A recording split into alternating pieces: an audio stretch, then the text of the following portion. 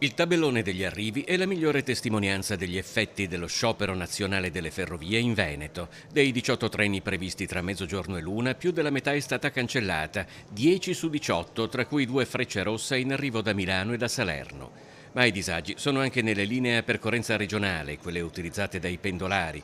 Quando il treno non è stato annullato, possono registrarsi ritardi che arrivano anche all'ora. Questa è Venezia, ma situazioni di sofferenza si registrano ad esempio anche a Padova, lo snodo fondamentale delle linee ferroviarie verso Milano e verso Bologna e Roma. L'adesione alle notizie che ho io, ma anche qua a Venezia, si vede oltre il 70%. Lo sciopero è anche contro il rinnovo del contratto nazionale che non è riuscito a dare risposte in alcun modo, soprattutto nella parte economica per quanto riguarda neanche nell'organizzazione del lavoro, che in alcuni casi è peggiorata, e poi sulla sicurezza, sulle morti sul lavoro. Non riesce a dare risposte concrete. Curiosamente le conseguenze dello sciopero dei treni a Venezia sono principalmente negli arrivi. Le partenze segnano sì cancellazioni, ma non nei numeri che si registrano per l'opposto senso di marcia. Come dire, da Venezia si può partire, ma è difficilissimo arrivare ed oggi gli operatori che controllano il contributo d'accesso non devono certo fare gli straordinari.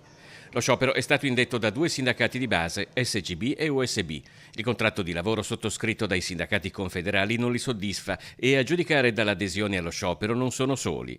C'è poi un problema che riguarda tutti, le aggressioni sui treni. Bisogna assolutamente migliorare le condizioni per i cittadini, ma ci vorrebbe una presenza continua delle forze dell'ordine sui treni, in qualche modo per tutelare i lavoratori da un lato e i cittadini. Non è possibile andare avanti in questo modo qui.